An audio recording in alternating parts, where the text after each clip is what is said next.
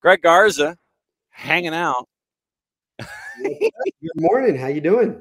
You're the one who's been traveling the world, my friend. You're the one who's going on all over the place and Yeah, trying yeah, to make sure that the things are going well with the family when you have the opportunities to. most definitely. Summers are always crazy, right? Kids are all over the place. It's like as a parent, you always need school so you can kind of work around their schedule. And when they don't have school, you kind of have to improvise and create other things to keep them busy. Well, and so how was the improvisation, sir?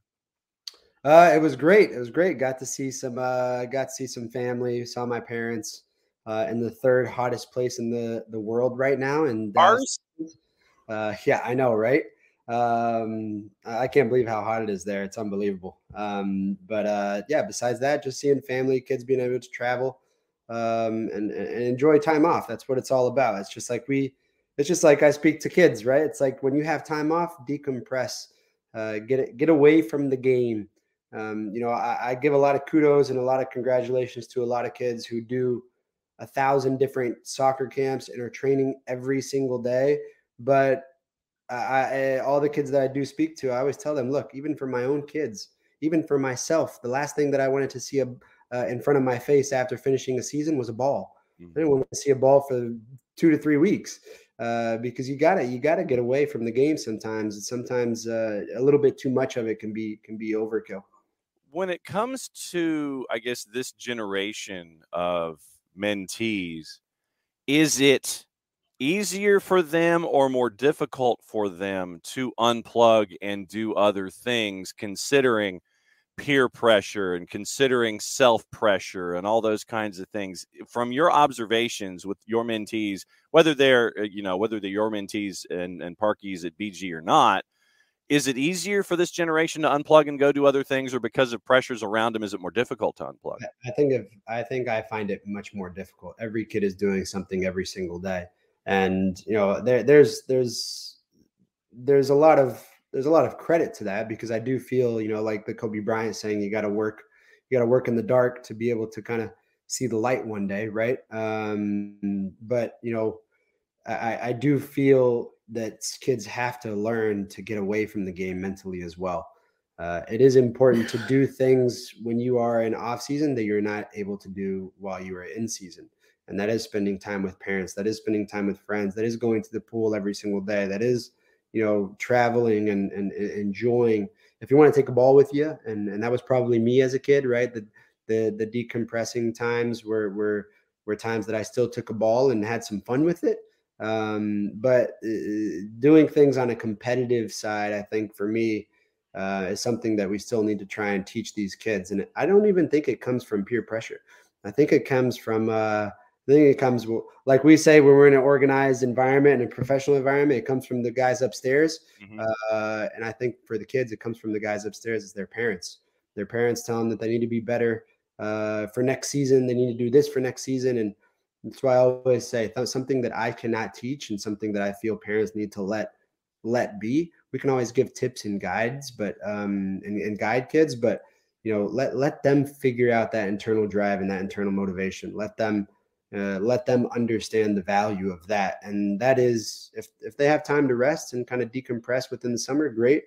If they are the ones that are choosing to go outside and get some extra touches, then even better, right? But there's a fine line and a balance that has to be within that. But that's got to be tough, though. I mean, especially because you don't want to let your parents down. You don't want to disappoint your family. And I would think that that's one of the most difficult peer pressures out there, where there's always and we've seen this, the specter of the parent, and the parent wanting to live vicariously through the child to make up for whatever failures there were perceived, or right or wrong. But there's always that stuff right on the shoulders of the athlete. It's like, I don't want to let my mom down. I don't want to let my dad down. I don't want to let my family down.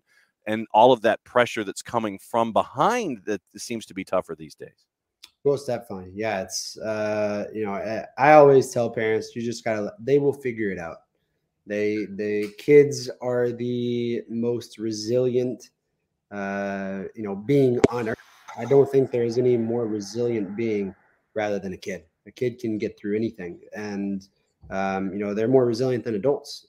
Hardships and challenges happen, and I feel like kids are always able to figure themselves out. They adapt. They're consistently adapting, and they're sponges. They're learning from so much, and so I think just letting them kind of navigate their own waters and letting them kind of navigate their own journey and their own path and kind of figuring it out themselves. There's no greater value to them gaining experience and to learning different pathways for themselves. This is a conversation that I actually had with being out with soccer in the streets the other day and sitting down with Sanjay and just speaking about, within the schooling environment, there is so much in the education, there is so much that kids learn around that. But with experiences and going different places and seeing different things within the world and just kind of that exchanging ideas with other people and other cultures, there's nothing greater than that. And for kids these days, I think it is important, right? That you like going back to enjoying summer and going different places and being a sponge in all areas, just to learn and kind of get away from that pressure of doing the extra when mom and dad is telling me to do the extra. Just let the kids, they'll figure themselves out. So is it safe to say that when you had your learning experiences in the sport of soccer away from home, that was your time, one, to learn, two, be that sponge, three, make sure that you had the distance away from family but could still make them proud of what you were developing into? Is that fair? That is a great way to put it. Great explanation towards it. And I always tell people, I think I learned so much as a player moving to Brazil at a young age, but I learned so much more as a person. I became who I am today. Taught me so many moral values and just core values of just gaining another language, of gaining another culture, putting people's different cultural differences into perspective and allowing myself to really just grow within that. And I think in the most humbling fashion and kind of I always tell people just kind of understanding the word gratitude and gratefulness and realizing the opportunities that were in front of me at that time. Just that so many different experiences that allowed me to grow as a person and mature, because that's such an important word right there. You want kids to mature, and I think kids mature with experiences, with sometimes hardships and dealing with resilience and perseverance, but learning it on their own. They will always have support system, and that's what we always hope for, that kids always have support system. Mom and dad will always support. They'll always be there for you. But I do find it, very important for kids to understand and figure out those things on their own. But at the same time, though, I would say that it's one of the most difficult things that you have to do because you're learning away from home. You're learning about all these things. It's that fish out of water experience that we talk about so much, that you've got to be careful how you present yourself, and it takes a while, I would think, to become comfortable in that new skin that you're developing away from home, away from your parents, away from all of those mores and ideals that you were subjected to and presented to as you were growing up. And now you have this different set, and now you've got to blend all of that together. I would think that for someone who's a young adult or someone who's trying to go into adulthood, it's got to be one of the most daunting things you could ever do. For sure, but you grow within those experiences, right? You're able to mature and you're able to learn from those experiences. And I think that was the conversation, like I said, like I had a few days ago with Soccer in the Streets, and Sanjay was just understanding the valuable pieces of going through those things as a young adult. That first step out of the house and kind of realizing, okay, I have responsibilities. I'm growing things to kind of keep myself accountable and stay on top of things. And that's how we grow as people. And that transfers that transfers in even to the sport you might play, even for professional athletes. That's I think a huge hurdle and a huge stepping stone for most kids, is that if you are able to understand the habitual and the routine like lifestyle and kind of the preparation that goes behind it and the maturity level that's there, you will be a great pro and you will live a long lasting career. But if you don't, and you don't understand those things, and you don't allow yourself to mature, and you always stay stuck in the middle or below that line, right, then you're never going to continue that longevity of a career and a lifestyle that you probably work so hard to get to. How many missteps did you take along the way when you were away from your family, in different countries, away from home, that at the same time helped you learn? But how many missteps did you take along the way to sit there and it's like, okay, that's a learning experience. Okay, that's another learning experience. I don't imagine everything was 100% correct in every step that you took. How much of it did you get to learn along the way? Yeah, I think, of missteps, I think just learning different pathways to kind of cope with adverse moments, whether it was entering a new team environment, whether it was dealing with coaches that you didn't really enjoy, whether it was dealing with agents that had different personalities, just still as a young kid, right, going through these things and just learning the ropes and kind of dealing with the curves and everything that goes along with that. I think that I would say those were probably not necessarily more of the missed steps, but just kind of gaining those experiences and putting them under my belt and saying, okay, now I know, now I can be prepared for if this hits me next. I'm ready and know how to take it on mentally, emotionally, to kind of continue to push myself forward. And I think that's something you always have to look towards, right? Always finding a way to move forward. What's it like dealing with an agent as a teen?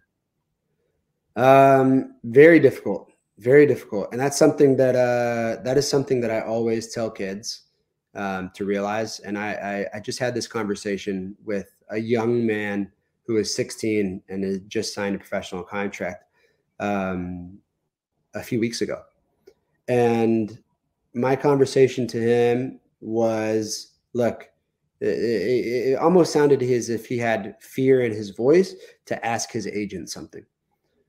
And it was probably a 30-minute conversation and trying to explain to him that his agent works for him and that you do not work for your agent. Your agent does not do you favors. You pay your agent. Your agent works for you. And I think so many kids, they always find it very difficult. And this is something that they could be dealing with even as a 25 or a 30-year-old and still going through, because I think so many people have this kind of stigma that this agent is doing me a favor and getting me into this team. And that is complete BS, in my opinion. An agent is doing their job, and their job is to find you a team, and their job is to work for you and to work their butt off for you, because you work your butt off to be where you are. And so I think it's such a huge stigma that these kids need to realize that if there is an agent that is telling them that they want them to, be under their belt and help them get a team, then okay, yeah, you work for me. And even though I'm a kid, you're not doing me any favors, because at the end of the day, if I'm successful, I make you successful as well. And that's something that needs to spring that confidence and communication skills. And that was something that I had that conversation with a young teen the other day, and helping him realize, dude, the basketball, the ball is always in your court, man. The ball is always in your court, and it should never feel like you are less than an agent. And even though it might seem that some agents out there, he might make you feel that way, but guess what, buddy? You are the one that has that last word, and you can fire him at any point in time, right? Because at the end of the day, the most important person in that room is yourself. And he's going to go find some other kid or some other player that he might think be successful. But, at the end of the day, you have to understand that you are that most important person. I think so many kids just have that fear of thinking that if they are working with an agent, that they fear that that person is just doing them a favor. It should never be that way. And I think those are stepping stones, and those are things that I had to deal with as a kid. And so when I see these kids going through that kind of, these aspiring pros, that kind of, get to that level, I take myself back and I realize things that I went through, and very difficult moments, and just trying to transfer agents or get rid of an agent, or just even as a teen. And of course, there's a little bit of pride within my explanation towards those kids, but I just want them to learn that they are always the most important person wherever they go, and you always have to have that mindset. Did that lead to more questions from the young adult after the conversation was over, or did they feel more at ease with their approach and what they needed to do when it came to dealing with that agent? The best thing for me as a mentor is receiving messages after the fact that we speak, and seeing a positive outcome of our conversation. And after speaking with that kid had the confidence to ask that agent a question that he was too afraid to ask before. And that he was able to get an answer. He was able to get honest feedback of what he wanted to learn, right? What he wanted to know, and what was going to be greatest for him. And it had to do with contractual numbers, and that was it. And I asked the boy to tell the agent, hey, you work with these two other guys on the team, and they're also 16, 17 years old. I want to know what their contracts look like, because I want to know if this team is lowballing me. I want to know if this team is doing something that they shouldn't be. And if you're my agent, you gotta be able to look out for all of us. So is this something you're just telling me that it's great and you should sign it, or should I be negotiating something? And it was really cool, because 2 weeks later that kid negotiated, pretty much himself negotiated a new contract between his agent and between the club, and he got something better. And I think that's the fear factor that comes into play, that when these kids are presented with a contract, or when they're presented from an agent, they feel that, once again, this agent might be doing them a favor, and this is all I get. This is all that's there. And I sometimes feel that they just don't understand that they have that last say. They can always say no. You can always say no, and you can try and figure out another path or another something that works for you. But it's always got to be you. It's no one is higher than you. And I think the one question I always get from fans, and it's always a personal question for me, because a lot of people always ask, in your career, what was the favorite team that you played for?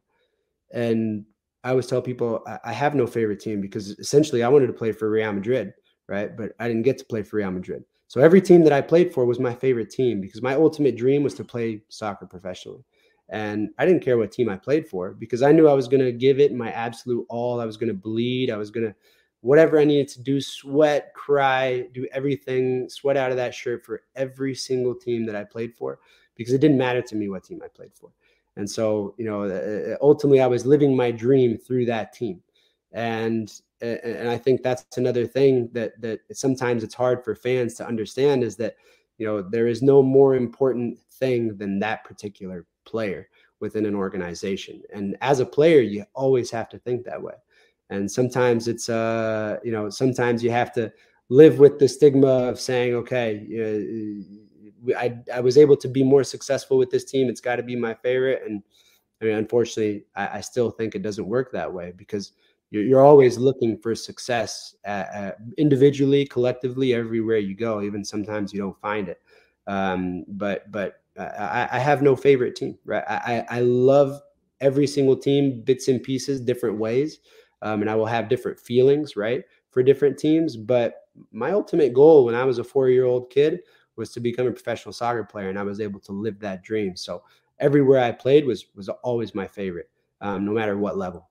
All right. Greg Garza hanging out with us from our friends at Beyond Goals Mentoring and the Friday Free Kick at BG Mentoring for the Twitterless Greg Garza on social media. So, obviously you're wearing a particular golf shirt for those who are watching on Twitch. Yeah.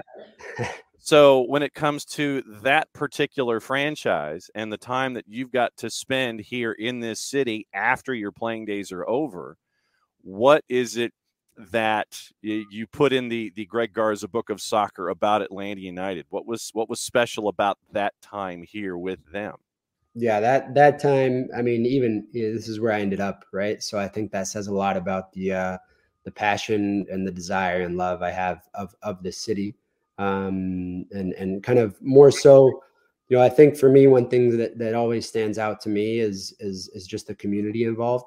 It's if I look back and I look back at the days in Tijuana when I played in Tijuana, right? It was being involved with different orphanages and being involved with different things within the community to kind of serve the community the best way possible. And I think that was the way that I was raised, to always kind of serve and kind of use our platform to do the best within the world that we have.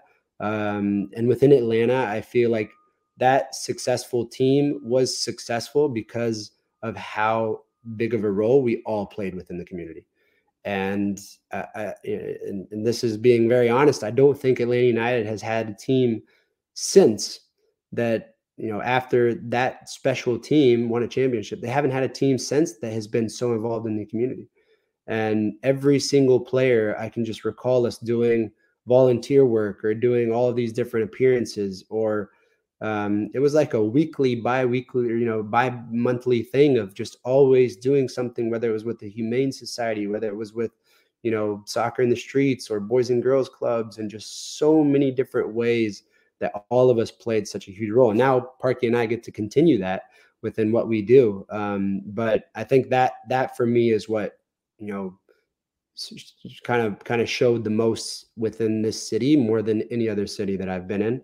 And that goes along with just how great the people are within the city of Atlanta. And I think that's a huge kudos and congratulations to the fans that provide those opportunities to be involved with the community. And that's why I think Atlanta is so special.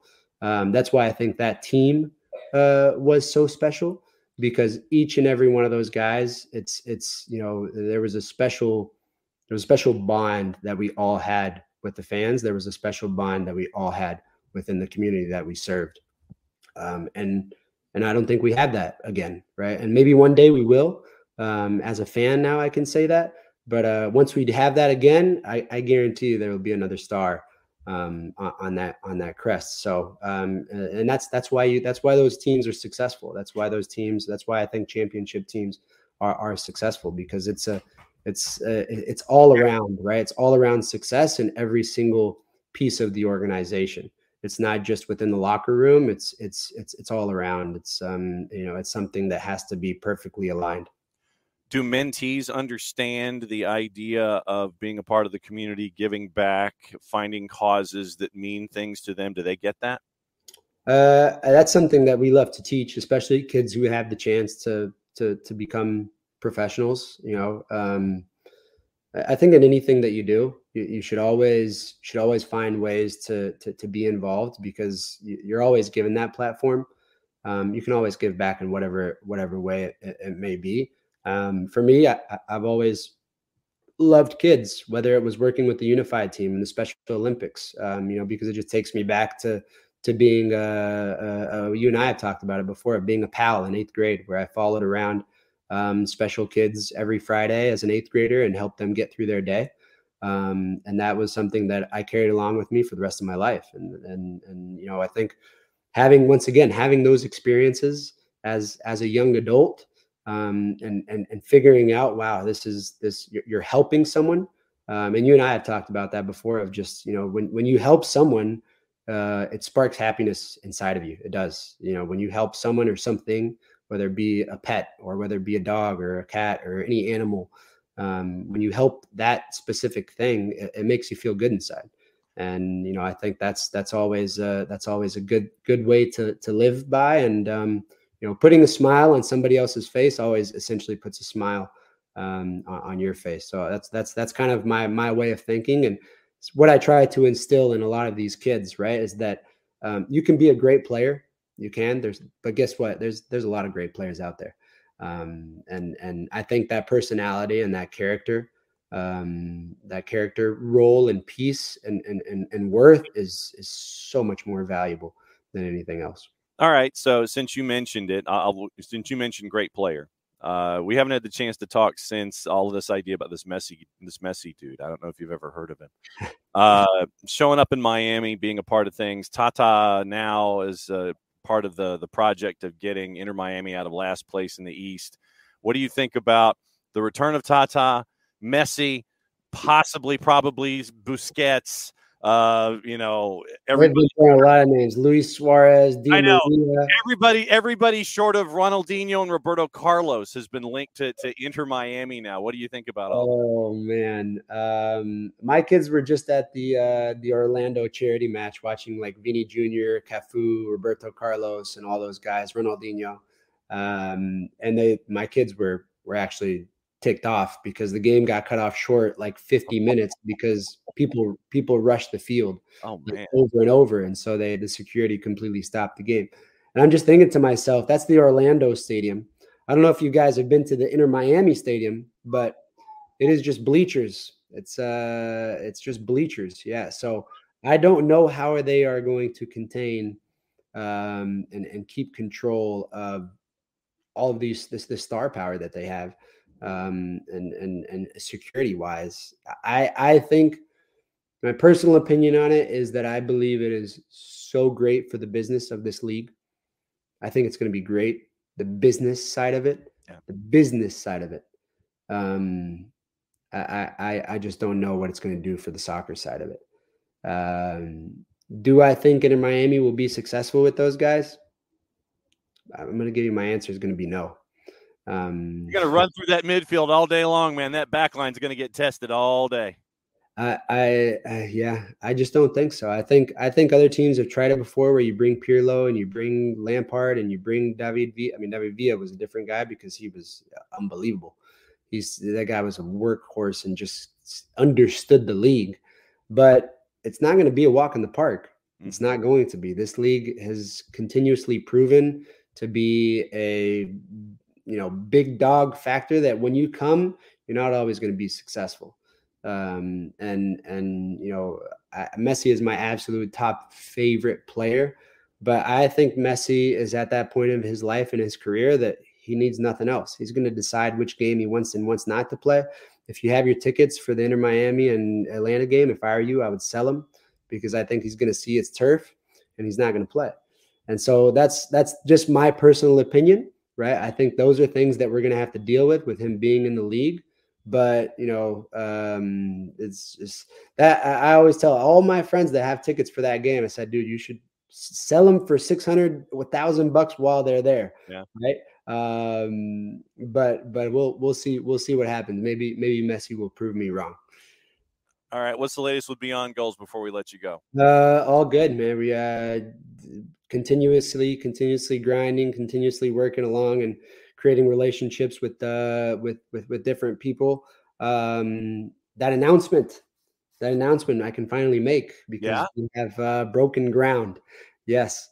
The announcement is that we have made an official partnership with Atlanta United. We will be working with their whole entire academy from under 12s all the way up to under 19s. And we will also be working with parents as well to help them kind of navigate each and every phase of these kids' next careers and them being an investment in an awesome organization. So that is something that we have been working very, very hard towards the past year. And we are now an official partner of Atlanta United with Beyond Goals. So something that I think is, once again, just goes towards, I think, all the work Parky and I, like I said, have put towards the community of Atlanta, and now getting to kind of work very closely with these next star generations is something we're super excited about. All right, so let's give it the even though this is after you've made the announcement. Love it. There's your breaking news. Breaking news: Beyond Goals partnering with Atlanta United. Very, very cool. As always, Greg, great to see you. Glad you had a fantastic vacation. Great stuff with Beyond Goals. Thanks for hanging out with us, my friend. We'll catch up with you down the road. Thanks for having me, and tell Jess I said hi. Well, wait a minute. There you go. I texted her and said, "Hey, you should be on with me. We can talk soccer. We can do it next time. Next time, you got to give John a little bit more notice. I didn't want to steal your flame. Great news. I know you were still getting ready, so no worries. All right, be good, Greg. We'll catch up soon. See you guys. Take care.